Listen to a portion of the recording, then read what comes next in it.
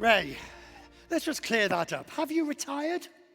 No, I'm not retired. I'm just in the beautiful transition of having, built an organization over 47 years and like a family, turn it over to them and I work for them.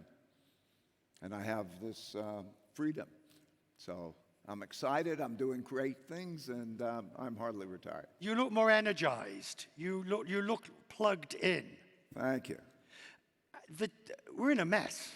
I don't want to overstate it, but the difficulties economically and geopolitically are tremendous. Do you agree? Yeah.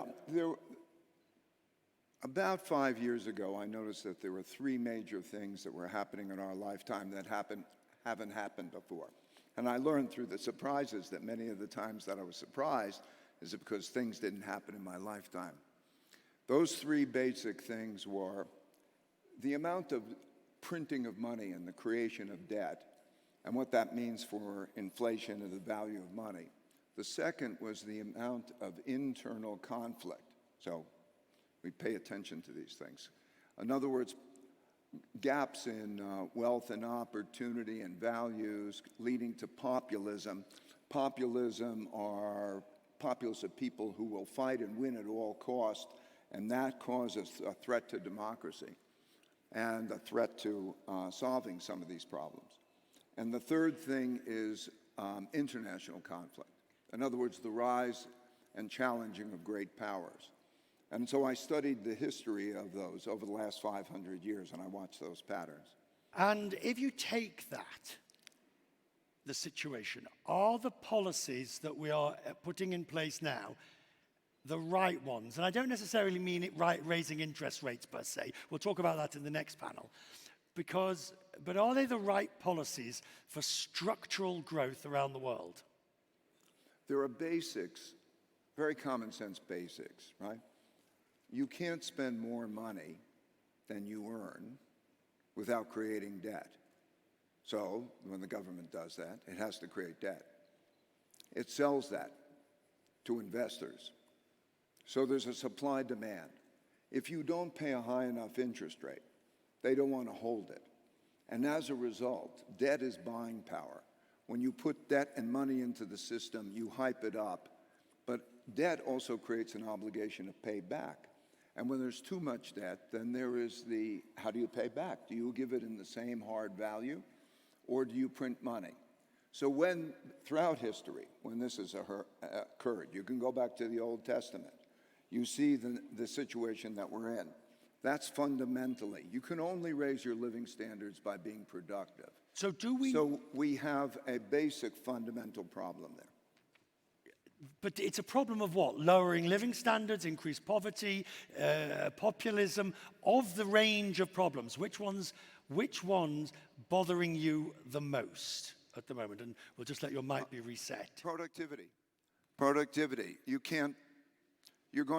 We're creating unsound finances because we print a lot more money. We want to spend more money than we have.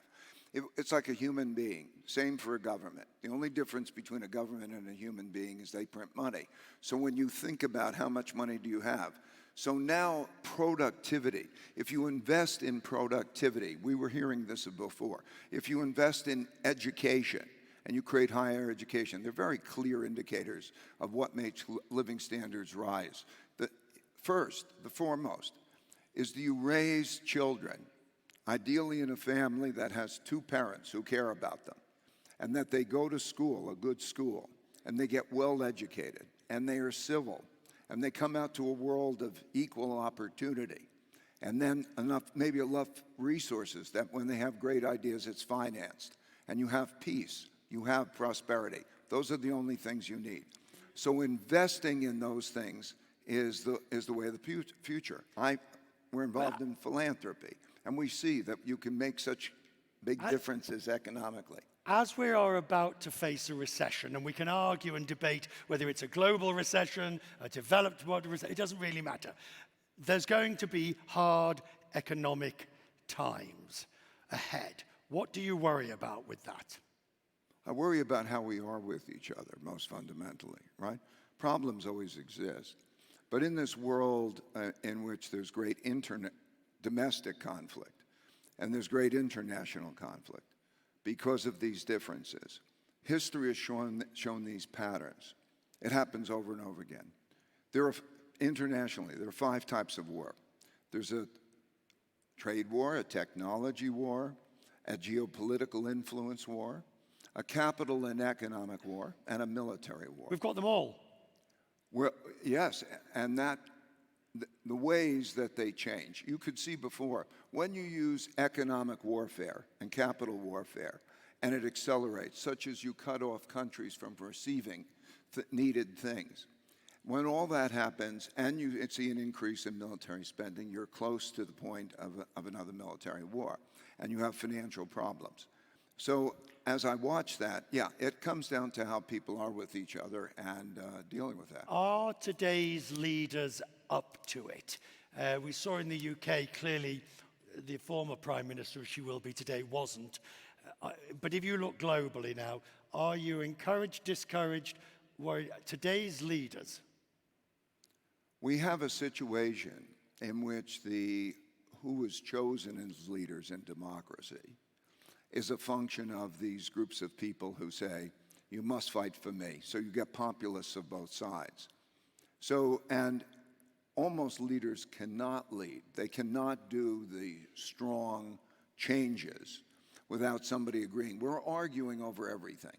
And so when we look at how is a possibility of lead, story about Mario Draghi and the existing primary system in the United States choosing candidates. So I don't think you're going to find, and history has shown, that it increases. They say you have to pick a side, okay? And so you pick a side increasingly, whether it's domestically or internationally. You will be asked to pick a side and that conflict. That doesn't lend itself to compromise. It doesn't lend itself to thinking about the whole. So I'm concerned about that. We're going to go to the panel, the big board, in a moment. What's the one thing this board needs to address?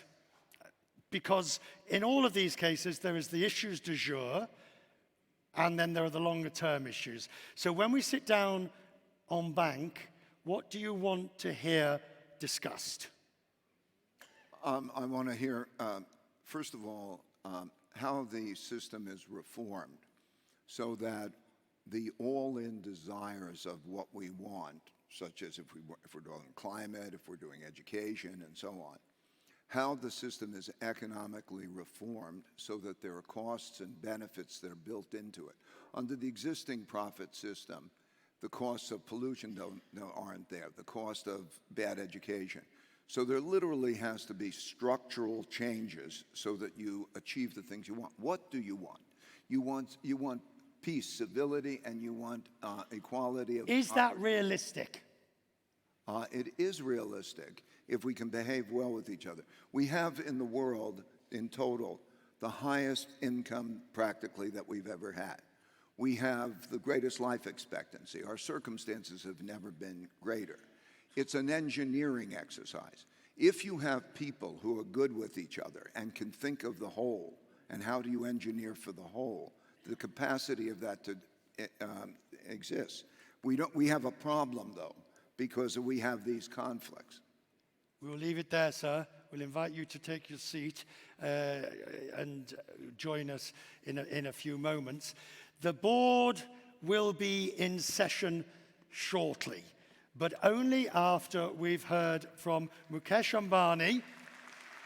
Yes, forgive me.